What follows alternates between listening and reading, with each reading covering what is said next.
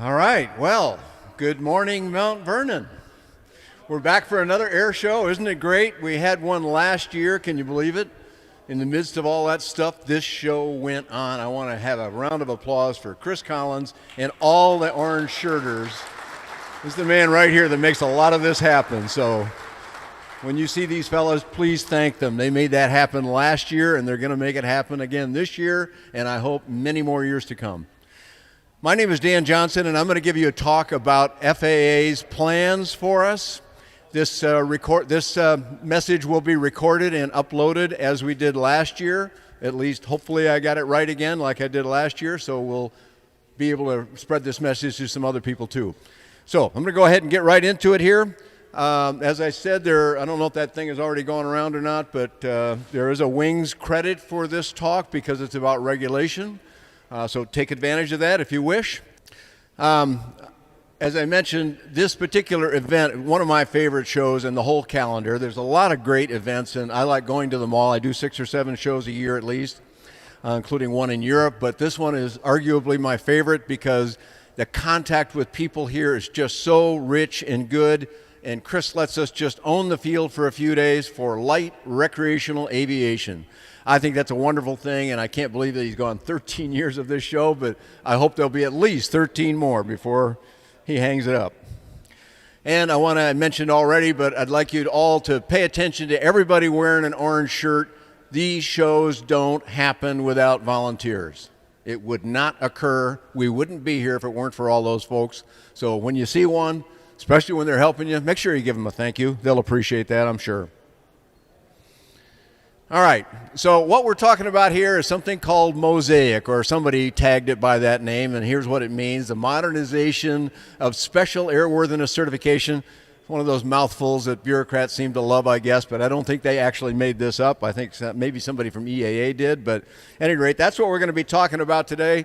This is a very sweeping regulation. It is still a work in process. Even FAA does not have all the answers yet. In fact, that message came home very solidly when we went to Oshkosh this year, and some of the rules and regulations changed in the space of one meeting. So that's the status that we've got here, that everything I'm going to tell you could all change. I think I've got all this right, but there's no guarantees on this until about Oshkosh next year. I'll mention that and why that's so. First, I want to go back in time a little bit because it's now 7 years ago that the organization that I chair, which is the Light Aircraft Manufacturers Association, partnered up with the U.S. Ultralight Association and a man named Roy Beiswinger, and he and I got together. Actually, a lot of it was generated by him in the first place. He put together some wonderful documents that said, look, at that time, 2014, the rule that we are now living under, the Sport Pilot Light Sport Aircraft rule, was 10 years old. And we said, look, we think there's some deficiencies in the rule that could be fixed. We now have 10 years of experience. We'd like to explore some of these things and see if we can make some changes. We came up with 26 things. We visited with industry, with other associations, with manufacturers, with individuals from FAA. A lot of people sat in on our early meetings. And we had 26 things on the list, and people said, look, there's no way they're going to listen to the 26 things that you want to tell them. You got to narrow it down. This is the list we narrowed it down to. Electric, we didn't even ask for hybrid. Special LSA permission for gyrocopters that had been in the works for years. Greg Greminger, I don't know if you're in the room right now, but he worked for years on that and ran into the same wall that everybody else did, could not succeed with that. We kind of got there at the right time, so I think we're going to succeed. I don't think we did it any better than he did. We did some other things, and those were helpful, but anyway, that's going to finally happen after all these years. Single lever control is one of those kind of mystifying kind of things, but what it means is an in-flight adjustable propeller that a sport pilot could have on his or her airplane. And that means, yes, probably increased performance, but mainly increased safety. That's why FAA is going to buy into that. The last one, you may think, well, how does that apply to me? Aerial work, what is that and how does it apply to me? And I'll touch on that in just a moment. But the point about it is that you may not want to do aerial work in an airplane, or then again, you may. But if a manufacturer can sell airplanes to some people that want to do that, that'll reinforce their business, which makes it more likely they can continue to develop and design new airplanes and service them and keep their customers happy with recreational products as well. So we think that's an important element in the whole program. SLSA gyros, as I mentioned, there used to be something called a rotorcraft directorate, and if that doesn't sound fairly Soviet, I don't know what does, but those fellows were just a wall, and they successfully resisted gyrocopters having any kind of FAA approval for all these years, and that has finally come crumbling down. There is no more rotorcraft directorate. It's gone. That's a good thing in my opinion, plus that ridiculous term, I think. Also, single lever control. This may sound like a new idea. It's not at all. Every single Cirrus, there's a couple of them out here on the field I saw yesterday, every single Cirrus SR series airplane has single lever control. Except they're not really single lever control, they're dual level because they got to have a mixture control as well. Most of our aircraft do not have mixture control, so we are legitimately going to be single lever control. What that means is you push the throttle all the way forward, the computer says, there's an onboard computer associated with this, the computer says, oh, you're at sea level, you're here at Mount Vernon, you're almost at sea level, you are not moving, so there's no airspeed, you must be getting ready to take off, so I'm going to give you full climb pitch. You climb up, you pull back on the throttle at altitude, and it goes, now we're at altitude, well, now we've got some speed, and you move the throttle aft. You must want to cruise. It'll go automatically to cruise. All this set within ranges that the manufacturer will specify to the prop manufacturer and the computer people that are associated with the project. When you come into land, and you pull back for a descent, and eventually for landing, it'll go into climb mode again in case you need to go climb. So that's the way those kind of systems work. You don't do anything, but the airplane performs better and is safer. Finally, aerial work, I mentioned that, and I had a nice conversation with another gentleman here that was telling me about the advent of LiDAR into things that airplanes that have cameras on them. And these airplanes, we were discussing this at some length yesterday, are very well suited for certain activities. Think of pipeline patrols, for example. Pipelines run for miles and miles, hundreds of miles. They need to be inspected periodically. Can you do that with a drone? No, because your line of sight requirement is still in place. Now they are talking about some repeater stations and some other technology that will probably change that in the future, but today a light sport aircraft can do a good job in certain areas. And again, I say that may reinforce the manufacturer so they can do more business, so that they have more funds available to develop fun recreational products for those that don't want to do aerial work. So we think those things are good, but you know, FAA is giving us even more than we asked for, and here's an example.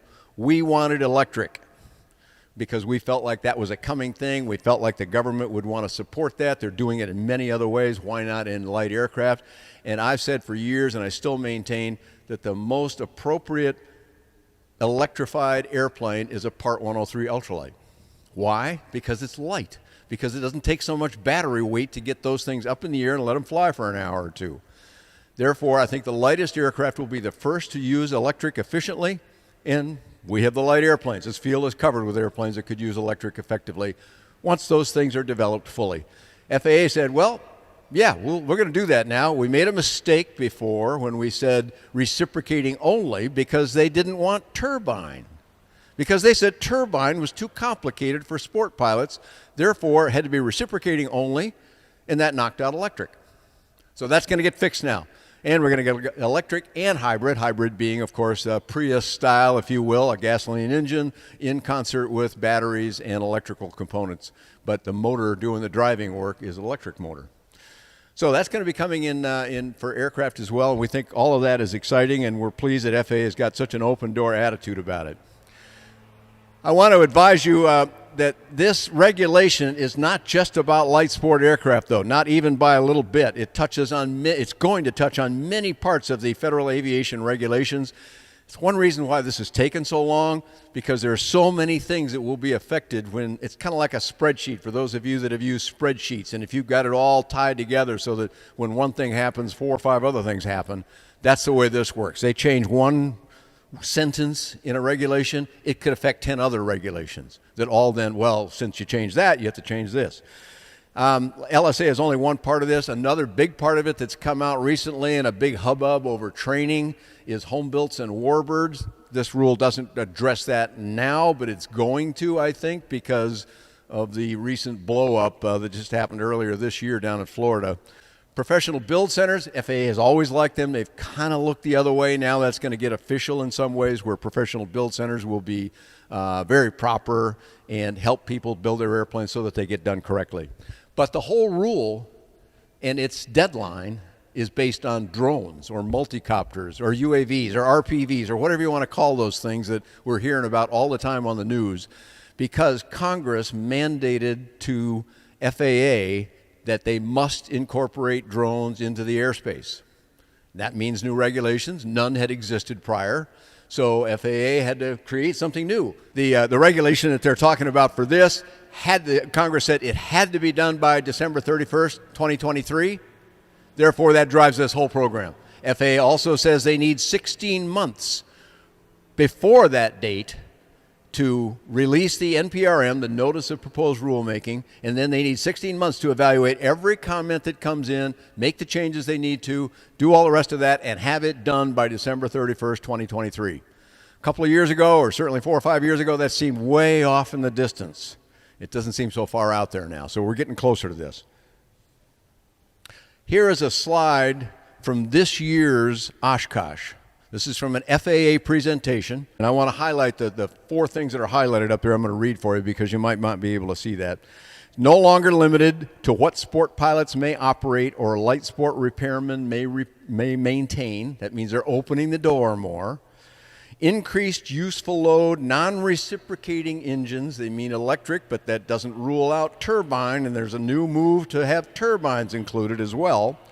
Constant speed props, retractable landing gear. This is all in the proposal here, all these things that I'm just reading to you. Increased utility from sport to personal use aircraft from 2 to 4 seats. 4 seats are going to be part of it. Can you fly that with a sport pilot certificate? We'll touch on that later. The answer is probably not. But we don't know the answer to all of that yet. There may be ways to progress there, for example. And they mainly, that last line, that's a very important line, retain the original philosophy for this category going back to 2004 when the one we're living under now was released. Keep it light and docile. Those are 2 very powerful words and not so easily achieved. But I want to do one more thing. I want you to read that little line there. It says codifying exemptions. Now, codifying, any way you look at it, that sounds like bureaucratic talk. You've heard that some aircraft have gotten a weight exemption. Icon's A5 seaplane is the most notable among them, but also the Terrafugia Transition, and also the Vickers aircraft Wave from New Zealand that's not on the market yet, but they got 1,850 pounds. That's an exemption. FAA doesn't like exemptions. They're going to eliminate exemptions, and they always work to eliminate exemptions because they're patches. They fix something until they can do something else. So they're going to do the something else now, and that's going to make for a new opportunity there. So we're looking forward to some of those things, but that gives you a clue to how big the airplanes might be in the future. There will not be a number attached to weight anymore. That's going away. But they'll be at least 1,850 pounds because they've already approved light sport aircraft to be flown by sport pilots at that weight. Now, a number of these airplanes out here have already been proven to accept weights close to that, but are limited to 1,320 today. So some of them can, with a minimal amount of documentation because they've already done the work, could prove their airplane could add 200 or 300 or 400 pounds more perhaps without changing hardly anything, or maybe nothing. So that's a great possibility. They may go higher than that too. So here are the things that we've touching on today: weight, speed, capacity. That's how much payload it can have. If we have an 1,850 or maybe a 3,000 pound light sport in the future, how will that airplane look if it's going to remain light and docile? Well, clearly it's going to have to be quite a bit bigger airplane because the wings are going to have to get bigger so that its wing loading doesn't get high, which can start to cause some challenges for pilots with less experience. And of course, I already mentioned the gyroplanes, adjustable props, and aerial work. So what changed at Oshkosh? There was a meeting early in the week. I believe it was on Monday. I was not part of that meeting, but I talked to several people who were there, and I've got what I believe is accurate information. And what is gone from the rule that I talked about here last year, first of all, is light personal aircraft. That term is out. It's gone. Forget it. You don't need that word anymore, that term anymore. That was just judged as unnecessarily complex, and one top official in FAA said, I don't think you need that, and boom, it was gone. Also probably gone are the 200 horsepower cap that they were going to put on it. Perhaps they could be more powerful than that. An airplane can have a great big engine. If it's got big wings, it can still be light and docile. Light wing loading anyway, maybe not light in gross weight. And power index, this is another thing that just caused endless confusion for people, and that's probably going away too, because we won't need that if you just say wing loading and power. Those are two easy ways to get at what they kind of want to get at, and it's what Europe has already been doing for years, so we have experience with this. What didn't change? I've already highlighted some of these things, but all these things you see on the list, weight increase, higher speed, electric and hybrid, special light sport, gyroplanes, single lever control, aerial work, those things are solid. We believe that there's a high likelihood that all these things will remain in the new regulation. Probably some additional things too, but I'm telling you here what I think I know. So now let's talk about, well, what about other things? I've had lots and lots of questions over the last year, and here are some of the ones that have come up. What about 4 seats? 4-seat aircraft are coming, and they will be part of this category. What will it take to fly those? That falls under another 2 divisions in FAA that we've primarily been working with, and they do different duties. One of them is aircraft certification. Pretty clearly, that's about certifying aircraft. That's obvious. Flight standards is a little less obvious. They're the ones who judge what pilot privileges exist and who gets to do what. And they're the ones that will be making that decision about who gets to fly in a 4-seater. My guess is, I'll tell you right now, I don't think sport pilots will be allowed to carry 4 seats. Or they'll have 4 seats in the airplane. That may be okay, but they won't be able to carry more than 1 passenger. Maybe that's okay, maybe not. You can comment on this. We'll get back to that later. Retractable. You saw it in the FAA slide. Retractable is coming. We have there's a couple of beautiful airplanes out here, the Tarragon and the JMB VL3. These guys must really like letters, I think. And they're both retractable, and they're the kind of airplanes that we're used to here. They're a little, the VL3 is the same size as all the rest of these. The Tarragon's a little bigger, but they're basically light aircraft, and they're retractable. And of course, they get up and go. Mechanics, what mechanics can do, here's the good news, very simply. What an LSRM, a light sport repairman mechanic can do today, they will be able to do in the future. They're not going to restrict their privileges. However, they may need additional training, let's say, to work on a hybrid-powered airplane. What does any mechanic in the aviation world know about hybrid today? Not too much. Certainly some are well-trained or have studied the matter, but most are working on what's out there now, not what's going to be out there. So there's going to be some new training that has to come with this. Also, a whole bunch of new standards writing because they're all going to change now. So there's a lot of work ahead of the industry yet. Kit building also is another big part of it, and the help of it. I mentioned the Pro Build Centers. They've existed for a long time, and FAA has acknowledged that that's a good way to make sure, especially more complex aircraft, get built correctly. They're going to expand that perhaps greatly. So experimental aircraft of the future, I'm talking experimental and 51% rule type experimentals now, may be much easier to build for those that don't have high levels of mechanical aptitude. You can get people to help you with them. So, one of the questions that I get more than almost any other single thing is, well, what about this or that airplane? What you see pictured here is an Aeronca Champ, a Cessna 172, a Cessna 150, and a Piper Cherokee. Yes, all of those may qualify. Perhaps even some larger aircraft. FAA has floated up to 3,000 pounds, not because it'll be that number, but because that seems within a range that they can would be acceptable for pilots of lesser experience, for example. Will any of those be qualified? Yeah, they may be. Will they be light sport aircraft? No, they will not be. They will retain whatever certification they have now. All 4 of those are standard category. All of these out here on the field, I think, well, not the ones that are parked on that side that flew in, but all the ones that are vending, they are all special category. There's 2 very distinct things, special and standard. Standard is your Part 23 Cessna, Cirrus, Pipers that have been certified by the conventional rules that have existed for forever and ever. So, we now have something we call endorsements, and they are magical in my mind. Let's say you're a new pilot. You go get some sport pilot training, perhaps right here at this airport, where they train in, as you can see right out here out the door, in an aero practice. A couple of them here on the field. There's lots of places where you can do this. So you go get your training. in these aircraft, and you are allowed to then fly an 87-knot airplane. Now, odds are you got trained in something that flies faster than that, so then you're already qualified for faster because that's what you trained in. But if you trained in something that was below 87 knots, that's what you'll be limited to. That's 100 miles an hour. You can also fly into airspace with some additional training. When you're a sport pilot, brand new sport pilot, you cannot fly into Class B airspace. You probably shouldn't fly into Class B airspace for a while. But later on, you will be able to go back to your instructor, get some additional training in how to do the radio work, how to approach, who to talk to, how far out to call, all those things we know when we go into Class B airspace you need to do. That is, you know that if you've been trained for that. But if you haven't, you can go get that training. Your instructor writes in your logbook, you have been trained for this activity, signs his name, puts his number in there or her number in there. You're good to go. That's endorsements. No further testing, just good training. That makes sense, and FAA has supported that. Seaplanes that have retractable gear. They're not all retractable because some of them are what are called straight floats or non-amphibious, but most of them are amphibious. That's obviously retractable gear. It exists now. So pilots just get a little extra training. They can fly those kinds of aircraft. Will that work for the larger, faster aircraft to come?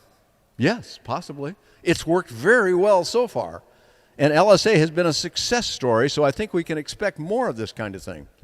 So then what? Well, light sport will become more capable. Does that rule all these airplanes that are out here now that that are limited to 1,320 pounds, are they like stuck and going to become useless? No, not at all. Some airplanes don't need to get heavier. What is the right weight for an airplane? Well, it depends on what you want to do with it and how it's constructed and how much it should carry for you. Personally, I like single-place 103 airplanes. I don't need to carry stuff. I like going up just by myself in the air because I don't have to worry about what anybody else thinks. And if I want to wing it over real hard, I don't need to ask or worry about that first. I just go ahead and do it. There's something great about that. And I think yet people will want to have greater capabilities. Lots of people have told me, they want to travel with their airplane. They want to do other things. Fine. There'll be a way to do that in a light sport aircraft of the future with a sport pilot certificate. Now, I mentioned earlier flight standards in that group. They will define who gets to fly what and under what rules. And industry will not be charged with that part. Mechanics also fall under a different FAA group. And I'm not going to try and recite the AIR number series that applies to all kinds of FAA departments. They change them all the time. I can't keep track of it. So it's just there's a group that deals with mechanics. They are on top of all of this as well. Mechanical privileges will not get less and should get greater. And groups like Rainbow Aviation, which has trained an awful lot of LSRMs, they're already gearing up for this. They're aware of what's going on. So there's some things that we heard last year and from different departments, and I want to identify the 4 departments that are really important to what we're doing here. Aircraft certification, I already mentioned. They deal with the standards that govern these airplanes and how they need to be built in order to be accepted. They are not certified. None of these are certified airplanes. We use that term a lot because that's a historical term in aviation. No light sport aircraft is certified. It is accepted. That's the term FAA prefers. Flight standards, they're the people that deal with pilot privileges. I've already mentioned that. I mentioned maintenance as well, and here this last one is a big one because people ask this a lot too. What about medical requirements on these different airplanes? It's not really FAA legal that decides that, obviously. These people are lawyers and stuff. But this has been the problem all along. In 2004, when this rule was released, it was after 3 years of being promised the rule is coming, the rule is coming. 3 Oshkoshes in a row we heard we're going to hear about the new rule. It didn't happen. Finally, on the 3rd year, it did happen. Why did it get delayed for 3 years? Because FAA legal couldn't get comfortable with the driver's license medical privilege. They finally did get comfortable. I suspect, again, somebody big in the FAA went, come on, guys, you got to accept this. This is a good plan. And they did. So that's where that could get hung up again. In everything we're talking about here relative to the medical side of it, FAA legal department is going to weigh in heavy on that. The good news is there are some things that have happened that they said in the past. All of these statements are still true. I'm going to read them to you in case you can't all make that out. LSA has been a successful development. They are happy. FAA is happy with how LSA has worked. The safety record is actually quite good, and they know it.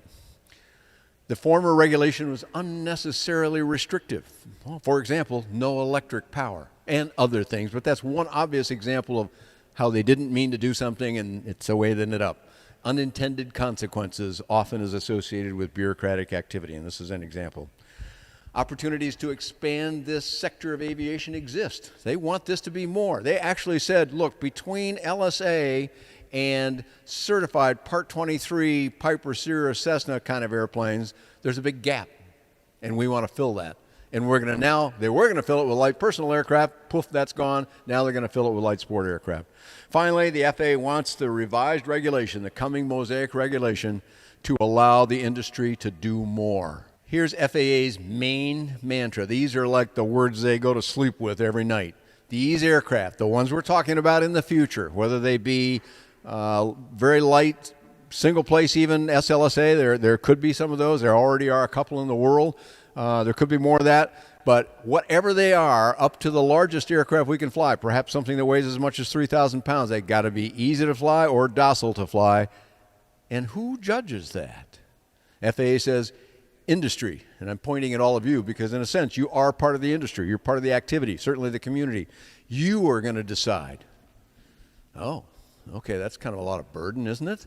Yes, it is. But if we decide, at least we get closer to what we want, and here's a really important part, we can change it quicker.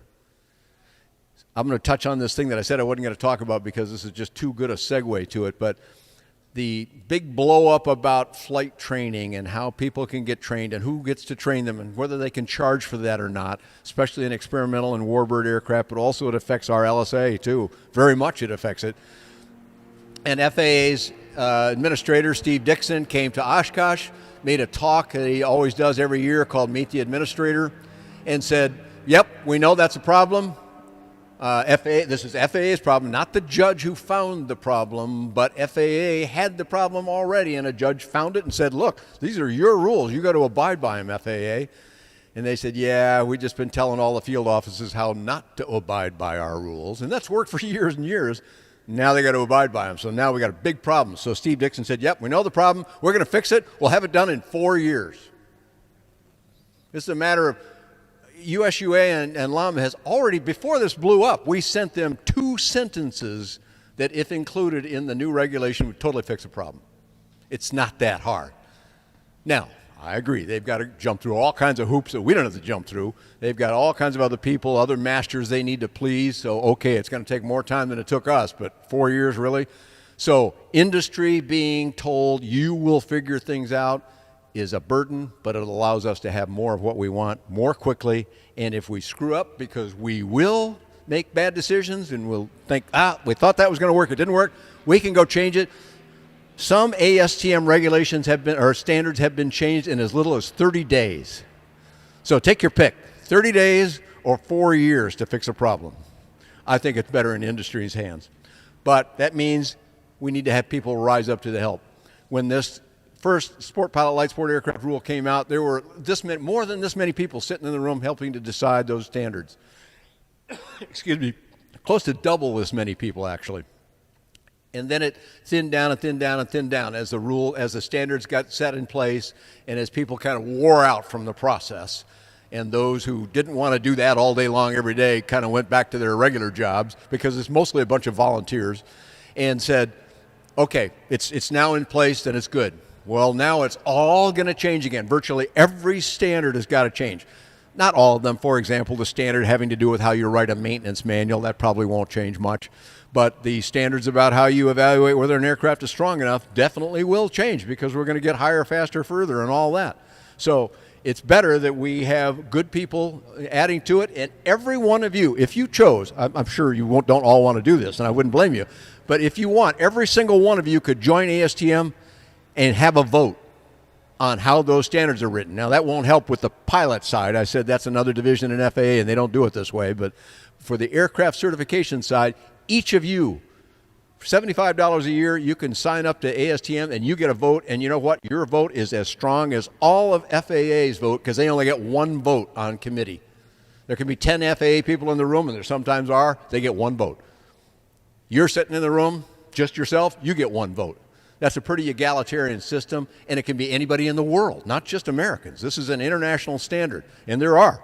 Probably half the people that serve on the committee are out of the United States because these these standards, I should say, not rules, are used around in many other countries, South Africa, Australia, China, New Zealand, and many other countries, all of Europe. They're not all identical sets of rules, but they're very close to this. So this is a pretty big deal that industry gets to do that. Please, if you have that skill set and have an interest in it, do go to ASTM, sign up. I get nothing out of that. That's not what it's about. It's about getting more people who have ideas, possible solutions to bring them forward, because we need the help. They're going to let us do it? Well, who is that? That's us, people like us.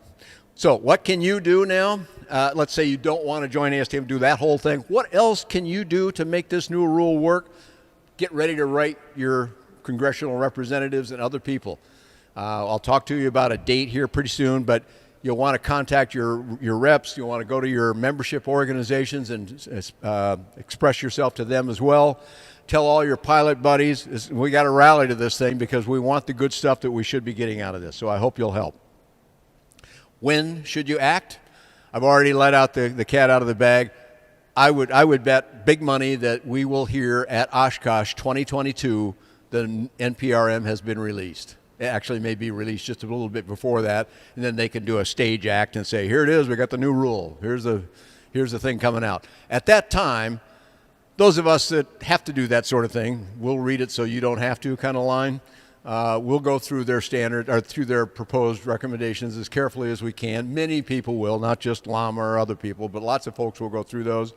Read them carefully. Make your comments. FAA must read every single comment that comes in. If there's 150,000 comments, they got to read all of them and consider what that said. That doesn't mean they're going to do what you say, but it means they have to read what you wrote. So if you feel strongly about some part of this that is good or bad, express yourself. That's what America's all about. Please do that. The rule must be out, as I said earlier, by the end of year 2023. There can't be any doubt about this. Well, it's Congress, so yes, there could be some doubt about it. They may change the rules right at the end, but I don't think so because they've had plenty of time to do this, and it is getting close now. It's not so distant as it once was. Part 103 Ultralights, this comes up a lot too.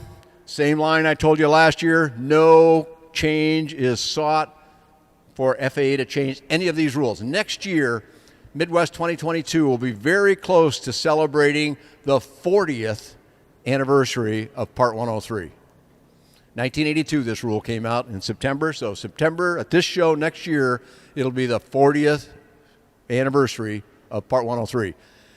Everybody inside FAA says, look, if you ask for any change, one word of change in that regulation, it's going to be a new regulation that follows. And that new regulation will not be the simple piece of paper that it is today. I'm holding up a single sheet of 8.5 by 11 paper. The entire Part 103 regulation can be written on the front and back of this piece of paper. That's it. One sheet. No way we're getting that again. So we're not about to go ask them to change it. I know some people think, wow, with just a few more pounds, these aircraft could do this and that. Yeah, we don't want to ask for that. You'll get a pilot's license out of it. You'll probably get end numbers out of it. You might get a medical requirement out of it. Who knows? That's a very special privilege right now, and we're not going to change it. Individuals could go ahead and do it. We can't stop anybody, but I wouldn't recommend it. I don't think you'll succeed, and there you go. So this is a changing, fluid thing. I'm going to do a quick pitch here just to say if you want to keep up with this and you don't already come to my website, I try and keep up with it as best I can. I'm sure there are some people out there that know it even better than I do, certainly inside FAA, but I try and stay on top of it as well as I can and report as often and thoroughly as I can. And you can go to that website and find out more. So that takes us to the end of the prepared talk here. We've got about 15 minutes to go for some questions. Okay, so the question is, for 3 years you've been working on this. It's hard to find instructors to do what you want. And this whole thing they grappled with at Oshkosh about this. All right, let me back up a little bit in case you don't know the story. Down in Florida, there are a few outfits. One of them that does warbird training. They'll take you up, and I forgot, it's a P-40 Curtis, I believe. And anyway, they'll take you up in that airplane. They'll give you some instruction. An FAA individual in the Orlando FSDU, Flight Standards District Office, had a bone to pick with those people. Said, you're not doing this thing the way you're supposed to be doing it. You need to clean it up. The other guy said, no, we are doing it the right way. We don't need to clean it up. It's been good. We've been doing this for decades safely, get off our back. The fisticuffs continued, and they ended up in court together. A judge said, okay, look, I'm reading FAA's own internal regulations for their own staff, and you must not let this activity continue because it's your regulations. Yeah, FAA said, but we've been advising our field offices about how they can work around that. But the judge said, yeah, that's fine, but your own internal rules say this. You got to do that. So they're stuck now. FAA has to obey the court. They can't, they're federal government. They can't ignore a federal court. So they're not going to ignore it. So the problem now is that for light sport, for experimental, for warbirds, and certain other categories called limited category, you cannot get flight instruction in them right now because somebody can't get paid for it. And FAA said, not only can you not get paid for it, if you go in that Curtiss P-40, let's say, that's a special experience. You are deemed to be getting paid because you got experience in a cool airplane. That's like getting paid. So therefore you're being paid and you're hauling. Here's the part that got FAA in trouble. They said, well, if you have a passenger in the airplane with you, Mr. Instructor, and you are carrying that passenger with you as you're the person in charge of the aircraft, you're the pilot in command, then you are carrying a passenger. Well, it's a student, though. No, well, it says your regulations say you're carrying someone. That's passenger hauling. That's where the problem came in. FAA went, well, no, but that's not what we meant. And they didn't mean that, but that's what it says. So they've got to live with that. So that's caused a big problem now. You're right, and this problem is not yet solved. However, they process their interim fix is to have an online LODA application process. LODA is LODA, and it stands for Letter of Deviation Authority, meaning you do something different than what the regulations allow. And you can get one of those, and I've heard a number of people say, yeah, I got that pretty quick. But as Greg Greminger informed me, yes, that's true for the pilot, that's true for the aircraft, both of which require a LODA, but it's not true for the instructor. That's still a sticky wicket. This problem is not yet solved. There's a lot of pressure on it. I feel your pain, or that's what people say anyway. I don't honestly feel your pain. I'm not looking for flight instruction right now, but gosh, anybody that is really in a tough spot, and I feel for you. That may apply to a lot of you. And all those people that do instruction for a living, well, many of them are just saying, look, I'm going to continue. This has been okay for decades. I have a safe record. I'm doing it correctly. I'm following all the regulations except this one. They're going to have to come and stop me. And I don't blame them. Because what are you going to do? It's your livelihood in many cases. You just can't stop doing it because FAA got something wrong in some legal code a while back. So that's not a very good answer because I can't say, here's where you go to fix the problem. But there's a lot of pressure on it. When the president of AOPA and the president of EAA write what I would call nastygrams to FAA, they're normally very polite and diplomatic. This was not that way at all. This was in your face. FAA, you made a huge mistake here. Fix it. And not in 4 years. Do something quicker.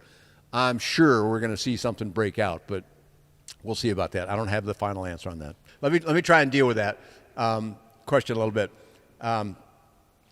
Should you buy an airplane now? That's the essential question here. First of all, could you be out flying it tomorrow and having a good time with it tomorrow and have a good time for the next 16 months? Yeah. In 16 months, where your health, where your personal situation, all the rest of that's still going to allow you to do what you want to do? Do you want to wait a year and a half before you get the airplane you'd like? If it was me, I wouldn't. Not that many years left. I want to get the good flying I can now. Yeah, here's the other thing. As I said earlier, a number of these airplanes can already, when the rule passes and they've got their documents ready, if they're ready with all of that, I'm just going to pick one. I'm not trying to suggest this is better than any other, but the Jabiru J230D that's sitting out here on the ramp in Australia, that thing has, I believe, 1,675-pound capacity. Here, they just limit it to 1,320. It's just a line on a piece of paper, that's all. The airplane is no different. When that rule passes, if they have their stuff together, if ASTM has the standards ready, and if a number of other things, so it's not just FAA here, then they could say, well, now that same airplane can carry that much more. Yeah, you're saying the Ranger is already good for 1,600. That's actually true with a number of these airplanes out here. Most of them are actually limited by lines on a piece of paper, that's all. So I think that, but the question is still the same. Do you want to wait? Now you could find the airplanes that might have that privilege and opportunity, and that would buy you some, but the airplane you really desire might be 2,500 pounds, and that's not going to cut it on anything out here now. But all of these airplanes all fly great. And it depends on which one might tickle your fancy the most, but why not get in that and use it today? That would be my attitude. I wouldn't wait. So FAA could stumble, and maybe it doesn't happen 2023. And what's Congress going to do? Put FAA out of business?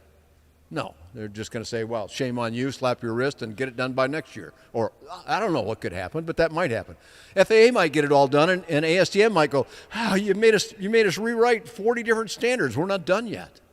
With no standard, that airplane can't get on the market even if FAA is done. If the manufacturer says, fine, the standard's done, FAA is done, but we're not done. Because all of these guys are busy right now. I don't know if you've been inquiring, but most of these vendors out here have a backlog. So all those things could factor in, and you could say, well, I'm gonna wait the 16 months, and then it turns into 20, and then it turns into 2 years, and then it turns into 3 years. Meanwhile, you lost 3 years of flying. Go buy something now. Make the best purchase you can. Lots of information. These people will talk to you as long as you want, and maybe you can get the right aircraft. If they say, for example, the Jabiru example that I brought up, and it's not the only airplane that qualifies, the Ranger, the Texas aircraft, there's some other ones that could handle more weight. The flight design can all handle more weight than they're currently rated for. If you bought one of those today, and you start flying it at 1320, later on when FAA says, well, that airplane could be 1800 now. And they say, well, yeah, we've tested it to 1,600 or some number. Could they retroactively do that? I would say the odds of that are very high, yes. Because industry gets to decide this stuff. You heard it over and over. They want industry to decide more questions. If industry says, heck yes, that airplane's good for that number. Now, they got to go do some work. They got to go prove it. But they probably already have proved that in their testing. So I think a lot of them, plus they're going to see an opportunity here. These people are in business. They want to do it, but they're all very small businesses. The biggest of them are small. It just takes staff and time and money, and there's never enough of any of those things. So it won't all happen quickly, but I'd say the odds are pretty good on that. No guarantee, but pretty good. Yes, sir, back here.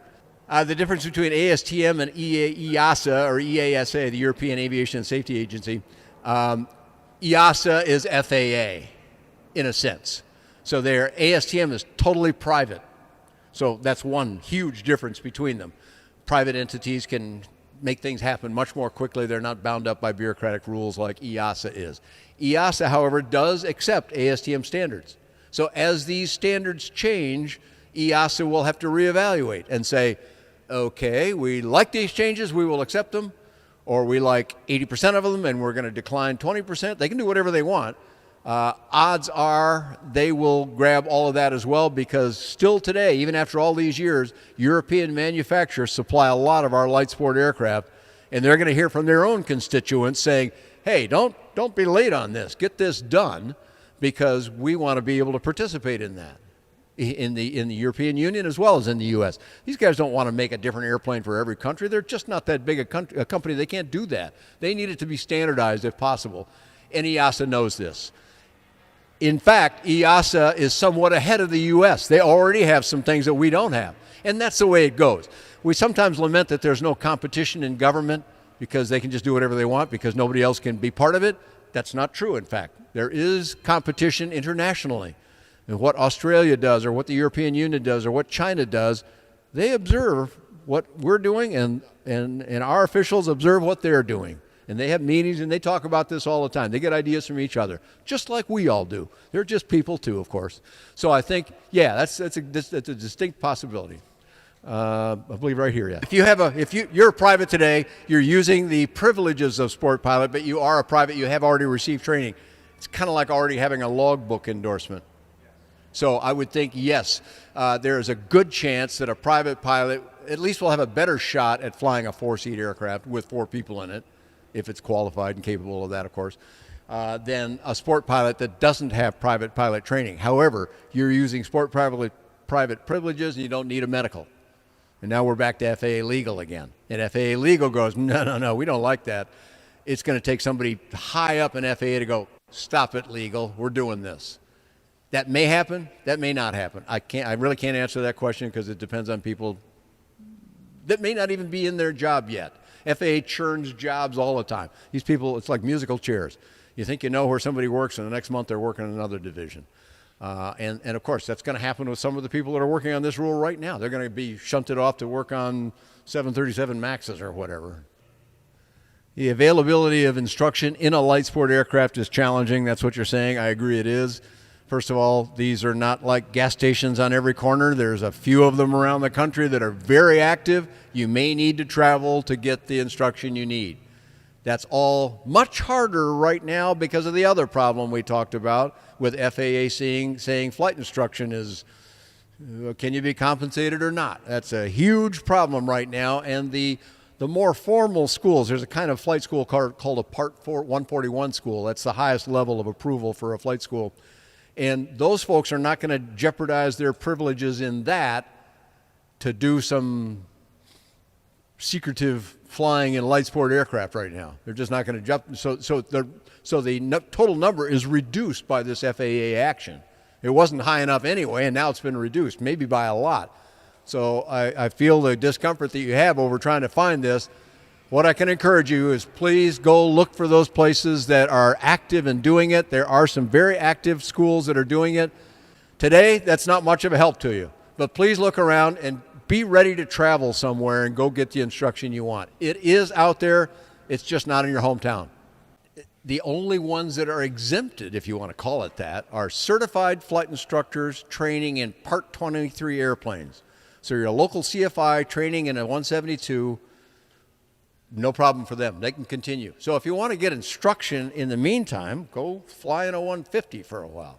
That's not the end of the world. It'll give you a lot of good foundational knowledge. If you're brand new to aviation, go that route for a while. It'll still be useful. A Cessna 150 flies a lot like these airplanes, actually. Not quite as well, in my opinion. Handles nice, but they don't perform as well as any of these. But the experience you get flying it will be good experience. So that's one solution in the meantime. But yes, unfortunately, that's the problem. That's why people are raising all kinds of stink about this, and why the two big member organizations would write such strongly worded letters to FAA. This is a huge problem. I understand what it's doing to you, but it's doing that to a lot of people. Generally, in the political system we have, those kinds of things don't stand long. You can't make everybody mad at you and continue doing what you're doing. We hope. So, any other questions? Yeah, speed. I didn't talk much about speed because we haven't heard much about speed. My personal guess is we'll see the number go up to about 140 knots. That's just a guess. It's just one, somewhat informed opinion, but it's just a guess. I don't know that. Maybe even a little faster, because they can look at the experience in Europe, where these airplanes that come from Europe, for example, I mentioned the JMB VL3. That's a little low wing. We knew it as the Gobosh in this country once. It's the same airplane. It's retractable, constant speed prop. Thing goes like a bat. Easily exceeds 145 knots at altitude. So remember this. The 120 knot limit is at sea level, at max power. At altitude, you can go faster than 120 knots. That's true airspeed then. And you can't go faster indicated, but your true airspeed could be 140, 150 today. That's okay. At altitude, if the airplane can do that, and if you're qualified, everything else, all those things still have to be in place. But so you could already go faster than 120 knots today. So that JMB is not really so much faster than what we will have today than what we may have in the future. In fact, it may be the same. But they aren't putting a number on it yet. Here's what it's all going to fall under: easy to fly, light and docile. If it can go fast and still meet those, I'll bet you it can go faster.